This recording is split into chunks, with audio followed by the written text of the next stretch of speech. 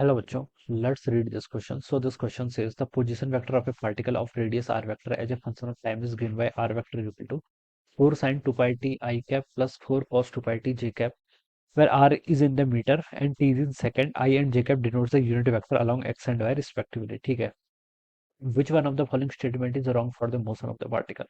Particle के motion के लिए कौन सा स्टेटमेंट रॉन्ग है आपको यहाँ पर ये बताना है. देखिए बच्चों, we have given we can write the key concept of this question.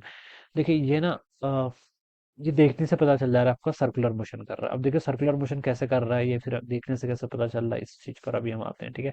देखिए बच्चों, आपको यहाँ पर ना पैरामीट्रिक इक्वेशन गिवन कर रखी है. आर वेक्टर पैरामीट्रिक मतलब जो टाइम पर डिपेंड करती है. ठीक है. जैसे आपको आर गिवन कर रखा है 4 sin 2 pi t I cap. ठीक है. प्लस आपका देखिए 4 cos 2 pi t J cap. ठीक है.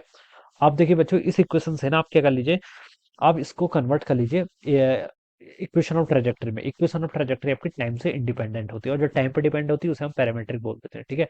अब देखिए आर्क, इसको मैं क्या लिख सकता हूँ, एक्स आई कैप प्लस वाई जे कैप. ये टू डायमेंशन मोशन कर रहा है तो एक एक्स कोऑर्डिनेट होगा, एक वाई कोऑर्डिनेट होगा. एक्स को देखिए मैं यहाँ से कंपेयर करूँ तो मैं क्या लिख सकता हूँ, 4 sin 2 pi t के इक्वल लिख सकते हैं, बिल्कुल लिख सकते हैं. ऑलराइट. और या फिर आप ऐसा लिख सकते हैं बच्चों, देखिए साइन 2 pi t को यहाँ से आप क्या लिख लेंगे, sin 2 pi t हो जाएगा आपका यहाँ से x/4 के इक्वल. ठीक है. अब दूसरा देखिए, y को अगर मैं कंपेयर करूँ तो y को यहाँ से मैं क्या लिख सकता हूँ, आपका 4 cos 2 pi t लिख सकता हूँ, बिल्कुल लिख सकता हूँ. ऑलराइट. और यहाँ पर से देखिए मैं इसको कंपेयर करूँ तो cos 2 pi t कितना आ जाएगा यहाँ से आपका, cos 2 pi t की वैल्यू यहाँ से y/4 के इक्वल हो जाएगी. ठीक है. ये आ गया. अब आपको पता है कि sine square theta plus cos square theta 1 के इक्वल होता है. ठीक है. तो sin 2 pi t cos 2 pi t अगर मैं इन दोनों के यहाँ से स्क्वायरिंग कर लूँ, ठीक है, तो ये किसके इक्वल हो जाएगा, लेफ्ट साइड में आपको 1 आ जाएगा. ठीक है. और राइट साइड पे देखिए कितना आएगा, एक्स का स्क्वायर बाई 16. ठीक है. प्लस आपका वाई का स्क्वायर बाई 16 हो जाएगा. ठीक है. और इसको अगर मैं सॉल्व करूं तो देखिए बच्चों क्या बन गया, X square plus Y square equal to 16. ठीक है. तो ये क्या बन गया, एक आपका सर्कल बन गया जिसकी रेडियस कितनी है आपकी, आर के इक्वल है, यानी कि रेडियस आपकी 4 के इक्वल है. ठीक है. तो ये बता सकते हैं, ये एक सर्कुलर पाथ आ गया. ठीक है. देखिए इक्वेशन से मैंने बता दिया, हमने थोड़ी सी मैथ का यूज करके ऐसे बता दिया. ठीक है. तो इससे क्या, देखिए ये इक्वेशन किसकी है, this is equation of that circle. ठीक है. सर्कल की इक्वेशन है. ठीक है. तो हम बता सकते हैं कि ये क्या करेगा, एक सर्कुलर पाथ करेगा. इतना आपको यहाँ से पता चल गया, जिसकी रेडियस कितनी होगी आपकी, X square plus Y square equal to R square होता है. ठीक है. तो आर यहाँ से आपका 4 मीटर के इक्वल हो जाएगा. ठीक है. तो इतना पता चल गया. अब देखिए यहाँ पर ऑप्शंस में क्या बोल रखा है, हमें मैग्नीट्यूड ऑफ वेलोसिटी निकालना है. देखिए आर पता है तो वेलोसिटी निकालना तो इजी चीज है. ठीक है. वी किसके इक्वल होता है आपका, D R by D T, rate of position vector होता है. ठीक है. तो उसको डिफ्रेंशिएट करेंगे, देखिए 4 sin 2 pi t का 2 पाई यहाँ से बाहर हो जाएगा. साइन का डिफ्रेंशिएशन कितना होता है, कॉस, तो हो जाएगा cos 2 pi t I cap के इक्वल. ठीक है. प्लस देखिए 4 ऐसे रहेगा, 2 pi t का डिफरेंशिएशन करेंगे तो 2 पाई रहेगा. कॉस का डिफरेंशिएशन कितना होता है आपका, -sin 2 pi t J cap के इक्वल हो जाएगा. ठीक है. ये वैल्यू हो जाएगी.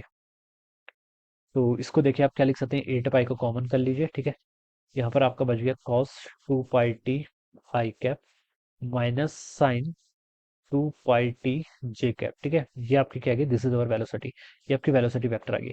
अब आपको मैग्नीट्यूड ऑफ वेलोसिटी बताना है, तो मैग्नीट्यूड कैसे फाइंड आउट करते हैं, आई कैप के कोफिशिएंट का स्क्वायर प्लस जे कैप के कोफिशिएंट का स्क्वायर. ठीक है.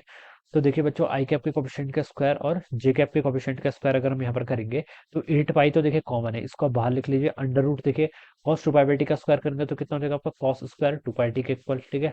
प्लस sin 2 pi का स्क्वायर करेंगे तो ये कितना हो जाएगा आपका, साइन स्क्वायर 2 pi के इक्वल. ठीक है. और cos square theta plus one, sine square theta again 1 होता है. तो ये वैल्यू अगेन आपकी क्या आ जाएगी, 8 पाई. ठीक है. वेलोसिटी है तो मीटर पर सेकंड के इक्वल आ जाएगी. ठीक है. तो ये आपकी क्या होनी चाहिए, this is the magnitude of velocity. ठीक है.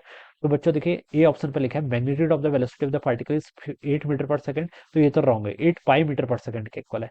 बी पे लिखा है path of the particle is circle of radius 4 metre, ये तो बिल्कुल ट्रू है. ठीक है. सी पे लिखा है acceleration vector is along are vector. देखिए ये तो ट्रू है ना, अगर कोई पार्टिकल यूनिफॉर्म सर्कुलर मोशन कर रहा है, ठीक है, तो उस पर जो क्या होता है, सेंट्रीपिटल फोर्स होता है, उसके कारण जो सेंट्रीपिटल एक्सेलरेशन आता है वो ऑलवेज टुवर्ड्स द सेंटर आता है. ठीक है. तो वो तो नेगेटिव ही आता है, यानी कि माइनस आर कैप के अलोंग आएगा. ठीक है. तो ये भी ऑलवेज ट्रू है. ठीक है. डी पर है magnitude of acceleration vector is V square by 4, तो ये भी बिल्कुल ट्रू है.